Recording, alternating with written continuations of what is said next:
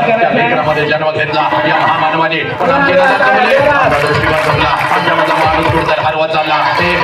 वर्षाच्या लेकीवर अत्याचार होऊ लागला 13-14 वर्षाच्या लेकीवर पडू लागले मोबाईल नाही दिला म्हणून आमचे लेकर आत्महत्या करू लागले म्हणून तुझ्या समोर व्याख्यान नाही तर हे आहे परिवर्तन कारण तुम्ही विसरून गेलात माझ्या लेकराला विसरून गेलात ही माती विसरून गेलात या आई बापाला विसरून गेलात या महामानवाला म्हणून तुला सांगतोय बघ आज हे कोणतं व्याख्यान नाही तर ही आहे परिवर्तन आणि हे परिवर्तन जर जाणून घ्यायचं असेल तर लक्षात घे बरं आज एक काम करायचं बघ इथं बसलेल्या प्रत्येकाला सांगतोय ज्यांना आई बाबाच्या पोटी जन्म घेतलाय त्या प्रत्येकाला मी सांगतोय बघ आज एक काम करायचं बघ पळत पळत घरी जायचं बघ आज पळत पळत घरी जायचं बघ त्या आईच्या नजरेमध्ये नजर घालायची बघ त्या आईला आता पहिला प्रश्न विचारायचा जो प्रश्न आम्ही आमच्या आईला कधीच विचारला नाही आम्ही डॉक्टर झालो आम्ही इंजिनियर झालो आम्ही वकील झालो आमचा दिनांक चंद्रावरती भडकला पण ज्या आई बापाने आम्हाला जन्म दिला तो आई बाप मात्र कुठेतरी वेदनेमध्ये सडू लागला छत्रपतीची शपथ त्या आईच्या नजरेमध्ये नजर घालायची त्या आईला आज पहिला प्रश्न विचारायचा सत्कार करणार आहोत प्राध्यापक श्री वसंत हंकारे सर यांचा प्रथमतः सत्कार होईल शिवजन उत्सव समिती भेंडा यांना मी विनंती करतो की कृपया शांत बसा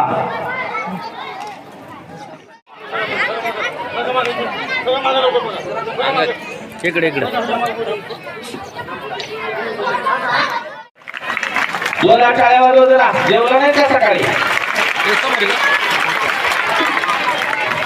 यानंतर पेटा गावचे सरपंच श्री श्याम काका शेळके यांचंही आपण स्वागत करावं अशी आपल्या सर्वांना विनंती करतो कार्यक्रमाला थोडासा विलंब झाल्यामुळे आपण स्वागत समारंभ धावत्या वेगामध्ये होईल आपल्या सर्वांना विनंती आहे पाठीमागे उभारलेल्या सर्व गावकऱ्यांना विनंती आहे कार्यक्रम अतिशय सुंदर आहे कृपया आपण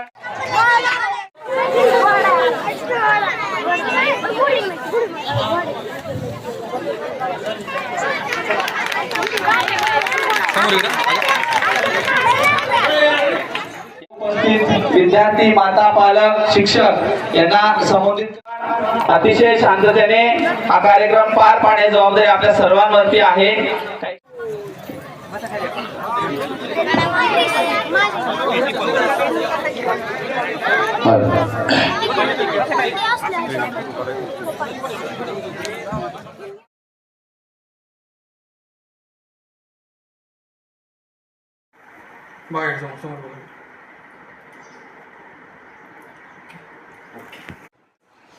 शहरामध्ये व्याख्यान घेत आज ग्रामीण भागापर्यंत पोहोचलेले आपले प्रसिद्ध व्याख्याते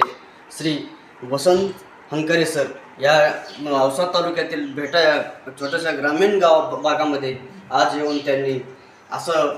व्याख्यान केले की ग्रामीण भागातली जी काही जनता होती सगळी भारावून गेली डोळ्यात सगळ्यांचे अश्रू काढले असे जे काय प्रसिद्ध वाक्य ते आपण त्यांच्याशी थोडं ग्रामीण भागचा जो काय अनुभव आहे तो त्यांच्याशी आपण विचारणार आहोत सर आतापर्यंत आपण ग्रामीण भागाच्या ऐवजी शहरामध्ये व्याख्यानं केली आता आपण ग्रामीण भागामध्ये आलो आणि ग्रामीण भागामधला तुम्हाला अनुभव कसा वाटला शहर किंवा ग्रामीण खरं तर आईबाप हा आईबापच असतो तो शहरातला असू दे किंवा ग्रामीण भागातला असू दे आईबाप असतो जेव्हा लेकरं व्यसनाच्या विळख्यात अडकतात मग तो कोणताही बाप तो अरुपती करोडपती असू दे किंवा शेतीमध्ये 100 रुपये 200 रुपये कमवणारा बाप असू दे प्रचंड व्यथा त्याला होत असतात त्यामुळे विषय हा आमच्या महामानवांचा आहे विषय हा राष्ट्राचा आहे आणि विषय हा जी तरुण पिढी व्यसनाच्या विळख्यात अडकते आणि ज्या माझ्या लेकी खोट्या प्रेमाच्या जाळ्यात फसते म्हणजे एखाद्या लेकीनं जर तिच्या पात्रतेचा सुंदर चांगला मुलगा तिच्यापेक्षा जास्त कमवणारा असा जर सांगितला तर कोणता बाप नाही म्हणणार नाही पण एखादा चक्री कुठला डबोरी माहिती नाही तिच्या आयुष्याचं उद्ध्वस्त होऊ शकतं तर बाप मरतो आई मरते आणि खरोखर या मातीमध्ये मी आलो जिवंत लोक आहेत जिवंत म्हणजे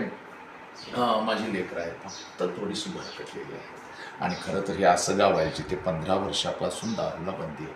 बरं का. गावात दारूचा थेंब मिळत नाही आणि आता हळूहळू सप्ताहाच्या माध्यमातून आपल्या लोकांच्या माध्यमातून मनातून सुद्धा दारू काढून टाकण्याचं काम तुमचं सुरू आहे. त्यात या मातीमध्ये मी आलो प्रचंड आनंद झाला ना. आपण स्वतः बघितलेलं आहे. खूप ह्या भरकटलेल्या तरुणांना आपण सुधारवण्याचं काम करत आहोत. ह्या ग्रामीण भागातल्या तरुणांनी काय आदर्श घ्यावा? प्रत्येक श्वास एकच द्या. चला आता माणूस घडूया. म्हणजे एक वेळ तुमच्या गाव देवाला मारुती रायाच्या चरणावर नाही डोकं ठेवलं तरी चालेल, पण घर सोडताना आई बापाच्या पाया पडून या हनुमान तुम्हाला पाहणार. नक्कीच नक्कीच हनुमान सर. तुम्हाला. नक्कीच सर, आपण महापुरुषांच्या जे काही वचन दिलेले आहेत त्या वचनाप्रमाणे आमची ग्रामीण भागातील जी तरुणाई असेल ही खरोखर त्या मार्गाने चालायचा प्रयत्न करेल. इंडिया स्टार न्यूज 9 मराठीसाठी बाळकृष्ण कदम, औसा.